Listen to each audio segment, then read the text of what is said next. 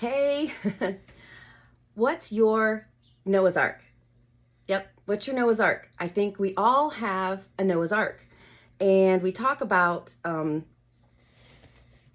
what's your dream? What are your dreams? What's your purpose? What are your plans? What are your goals? And sometimes we have a Noah's Ark instead. And that is not necessarily what was in our plans, in our dreams, what we are working towards, what we know anything about. And I'm going to use this. This was one of my daughter's favorite storybooks. Actually, her favorite was David and Goliath. And maybe we'll go to here one of these days for the David and Goliath. But the story of Noah and Noah's Ark. And, you know, Noah was one of the only people that was still friends, listened to God. And Genesis, book of Genesis in the Bible, story of Noah's Ark. And I think most of us are familiar with that story no matter what. But God, okay, so first of all, Noah lived in the desert, nowhere near any water. And so totally dry, drought, desert. And God says to Noah, Noah, I want you to build an ark. Build an ark. I can't imagine first, maybe he even said, what's that? You know, a great big huge boat. I need you to build that, Noah. And I'm sure Noah thought, well, okay, I'm in the desert. There's no water. Why would I build an ark? But God asked Noah to build an ark. And Noah said, okay. Did Noah know how to build an ark? No. Has God ever asked you to do anything that you had no clue? How, what, where, when, why, any of it? Just any of it? All of it? So God asked Noah to build an ark. The impossible. God asked Noah to do the illogical and the impossible. Noah says, okay, I don't know how. I don't know what to do. See what I write in here. Yep, God asked Noah to do the impossible, the illogical. And I think right there with, even before Noah says yes, God doesn't call the equipped. God calls the willing. And Noah was willing. He was certainly not equipped to build an ark in the middle of the desert. And I think this is a super important thing no matter where we're at in life. God told Noah what he wanted him to do. He did not give Noah a timeline. He did not tell Noah when he would need the ark.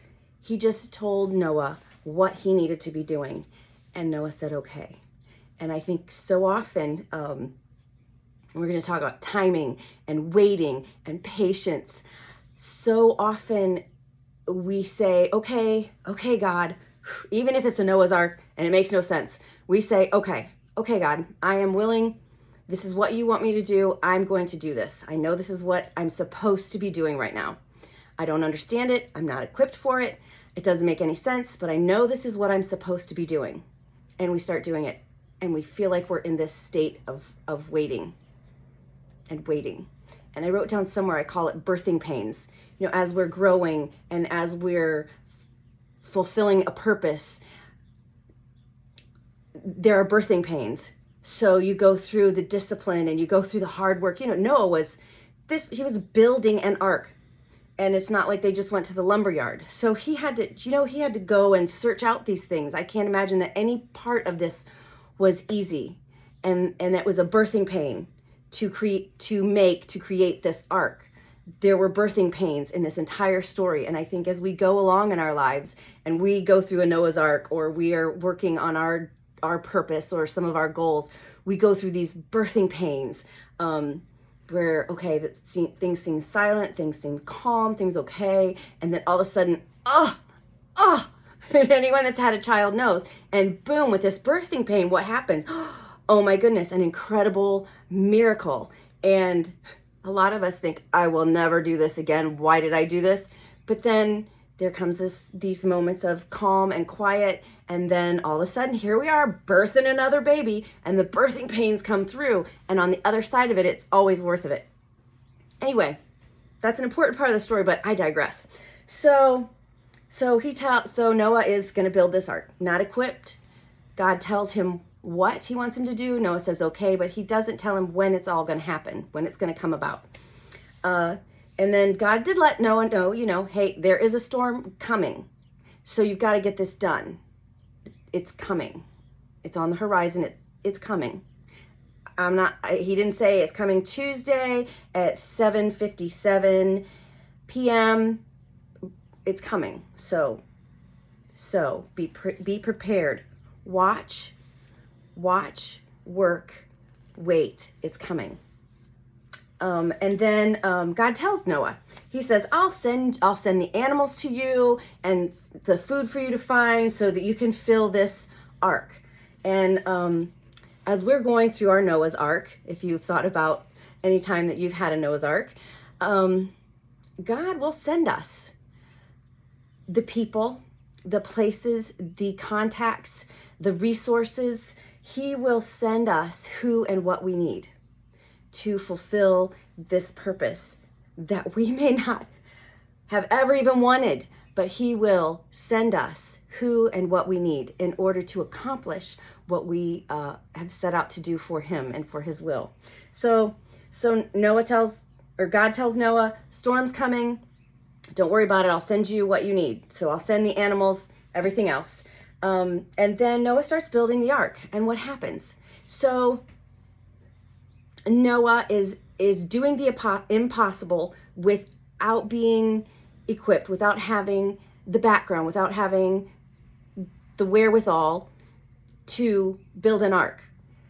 So here are his friends, his neighbors, the community, and they are standing there mocking him, making fun of him, degrading him, the whole time that he is building this boat in the middle of a desert.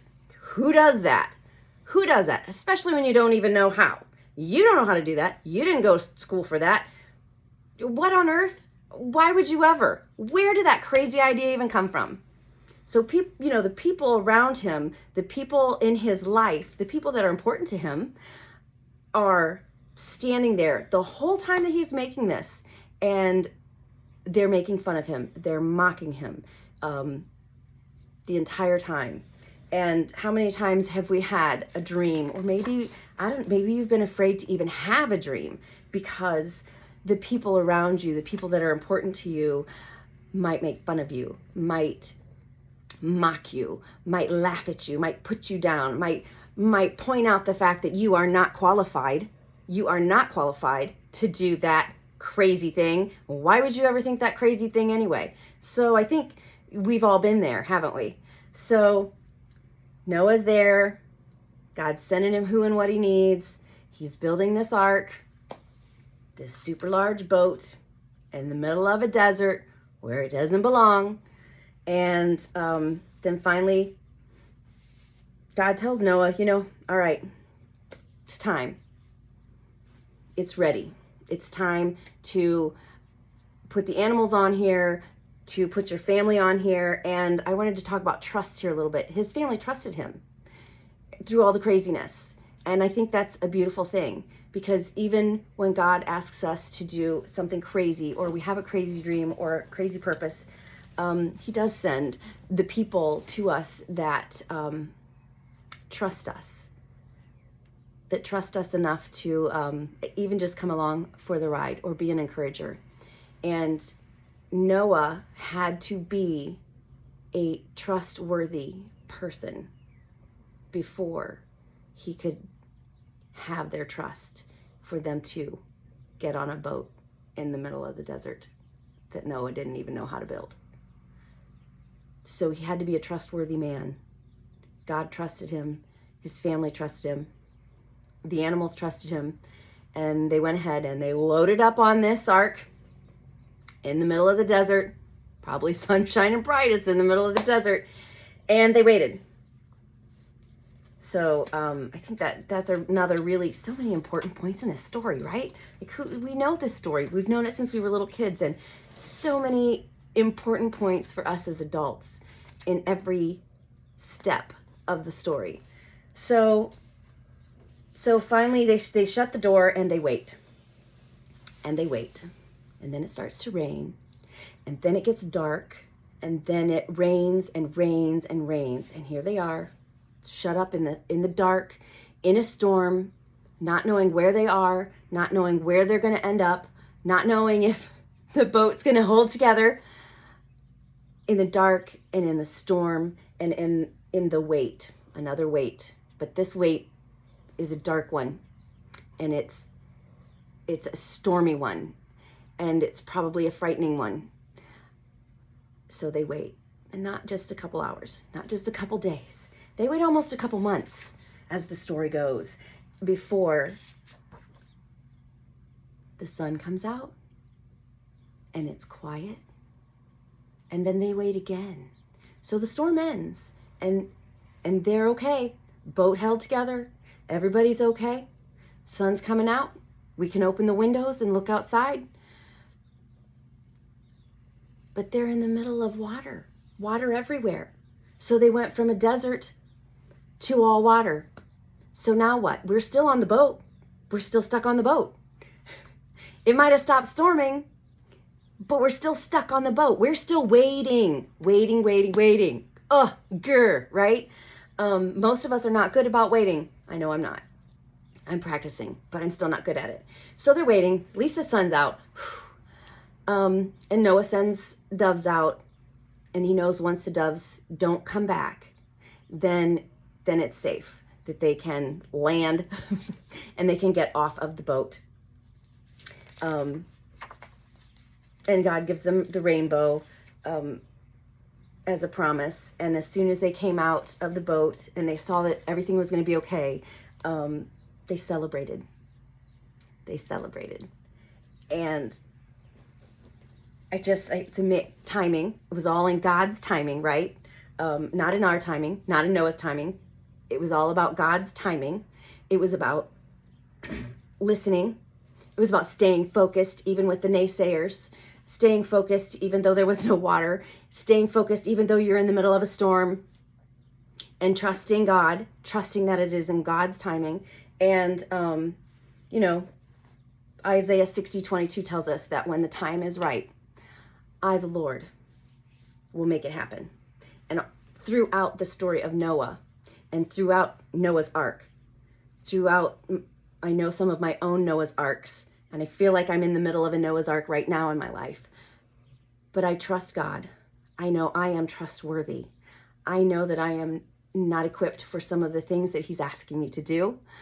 I know that I'm not good at waiting. I know there are periods of waiting. I know there have been storms that have been weathered.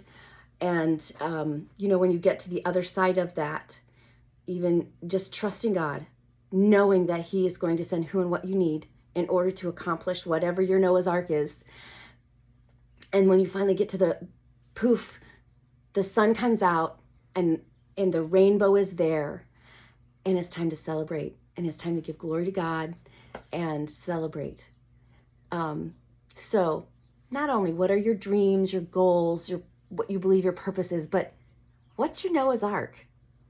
Are you building a Noah's Ark right now? Are you in the middle of something that you feel like you need to do, that you are meant to do, that you've been asked to do, that you've been led to do? And it is nothing that has ever been a dream, a goal, a plan, a thought for you. What's your Noah's Ark? And what are you going to do with that Noah's Ark? Are you going to trust God's timing? Are you going to trust God to equip you even though you're not equipped? Are you going to give God the glory when you get to the other side of all the waiting and all the work and all the sweat, blood, and tears and all the naysayers and the people that try to drag you down?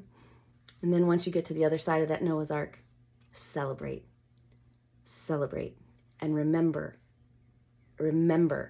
everything you did, all the work you put into it, all the trust that went into it, and trusting the timing, and the waiting and the patience that you learned. Remember all of those things, because those are good and wonderful things. And I know that we all have at least one Noah's Ark in our life.